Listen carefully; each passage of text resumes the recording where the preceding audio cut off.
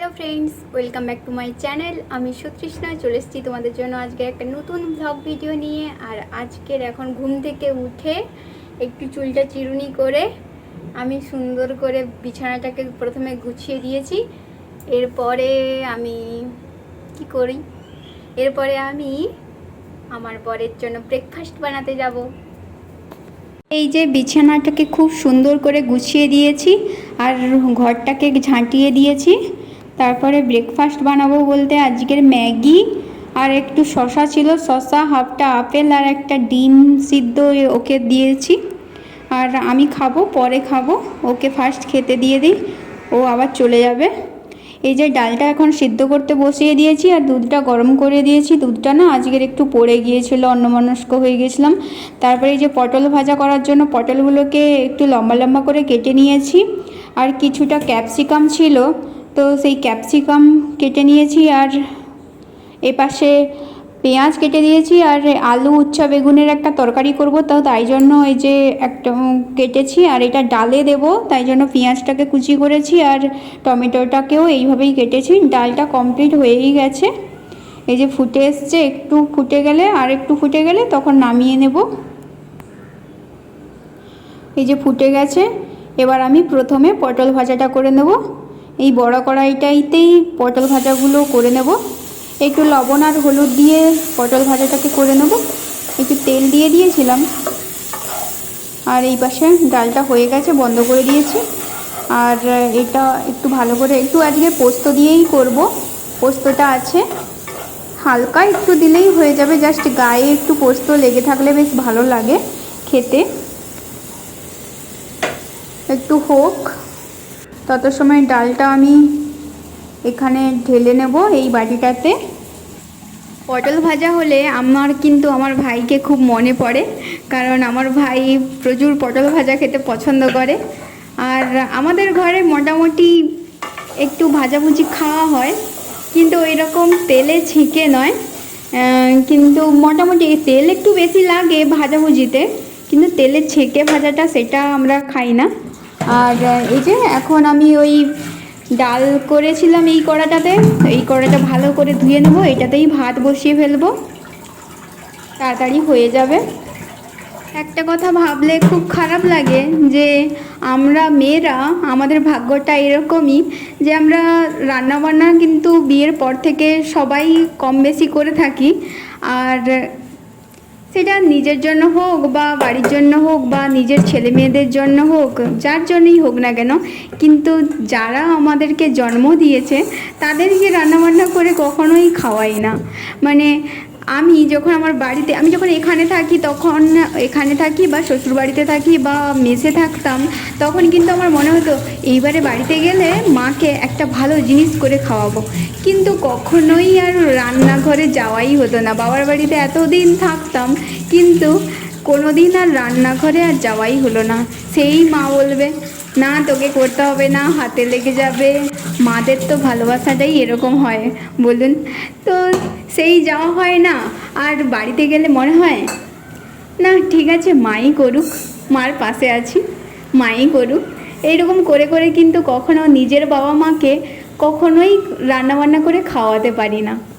আর কি বলুন তো, যার কাছে এত ভালো একটা মা আছে, মানে আমার মা সত্যি বলছি রান্নাবান্না করতে এত ভালো পারে।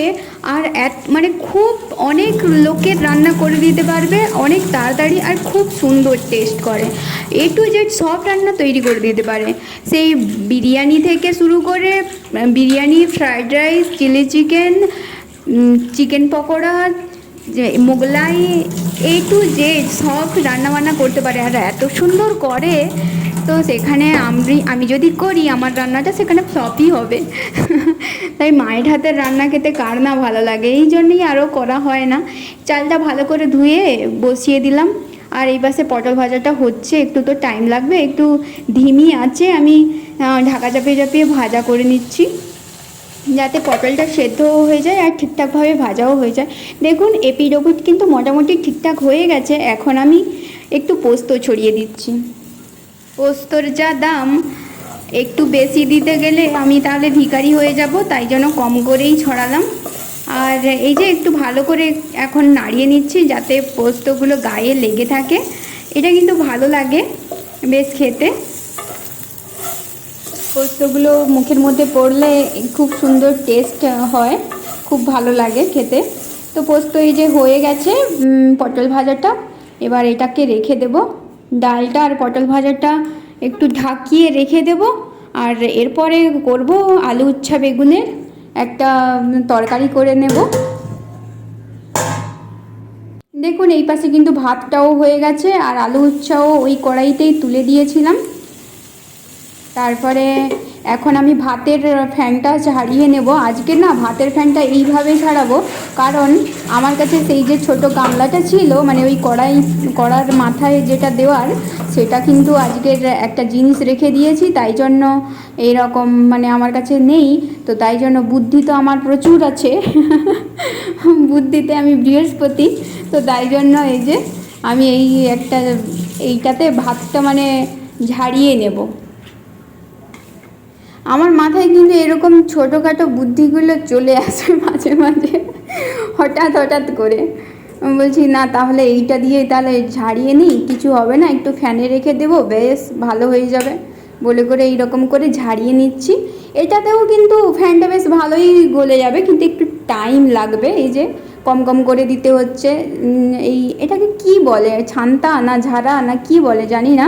তো এইটা একটু এই যে কম কম করে একটু টাইম লেগে মানে ফ্যানটা গড়ছে, আর সেটা হলে তাড়াতাড়ি হয়ে যেত, এটাই তফাৎ, আর কিছু নয়। তখন থেকে কিন্তু মনে ছিল না যে সেই গামলাটা আমি অন্য একটা জিনিস রেখে দিয়েছি। এখন আমার মনে পড়েছে, হায় সেই গামলাটা যে জিনিসটা রেখে দিয়েছি, এখন ভাতটা কি করে গড়াবো। তারপরে হঠাৎ করে এই মাথায় এটা এলো, বেশ সেটাই করে নিচ্ছি, বেশ ভালোই হচ্ছে দেখুন, খুব সুন্দর হয়ে যাচ্ছে কিন্তু। আর এটা কিন্তু হাতে অতটা গরমও লাগে না, সেটাতে একটু হালকা গরম লাগে, কিন্তু সেটা একটু তাড়াতাড়ি হয়ে যায়, অবশ্যই এটা ঠিক।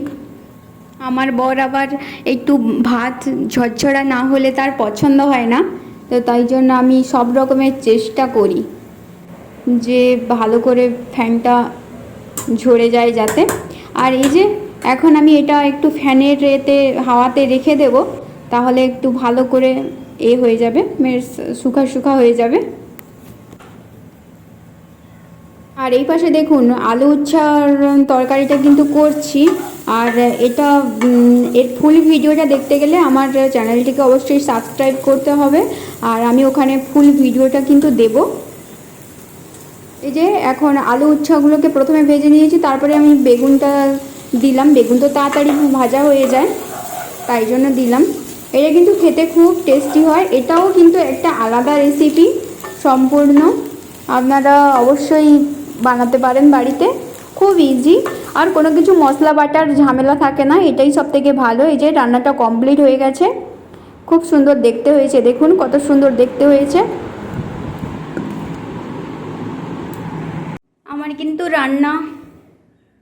আমার কিন্তু সব রান্না কমপ্লিট হয়ে গেছে।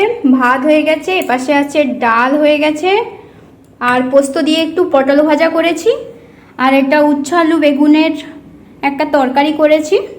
এই যে আমি ওর জন্য এখন ভাত বেড়েছি, আর ওই যে জাস্ট এলো একটু আগেই।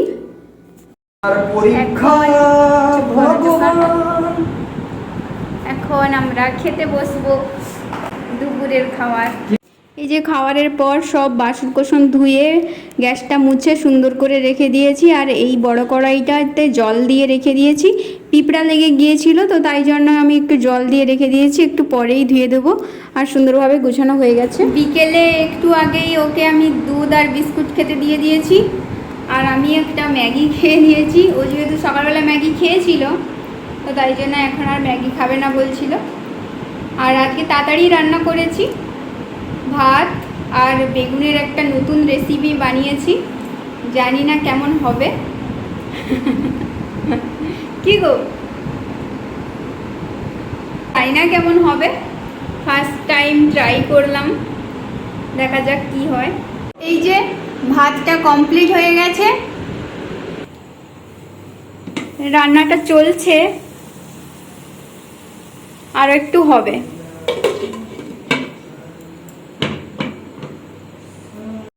আজকের আসলে ওর ফ্রেন্ড আসবে আমাদের বাড়িতে, জাস্ট এমনি কথাবার্তা বলতে আসবে।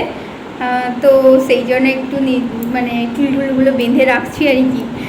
আর আজকের আর বেশি ভিডিও করতে পারবো না। তো দেখা হচ্ছে নেক্সট কোনো ভিডিওতে। তত সময় ভালো থাকো, সুস্থ থাকো, টাটা।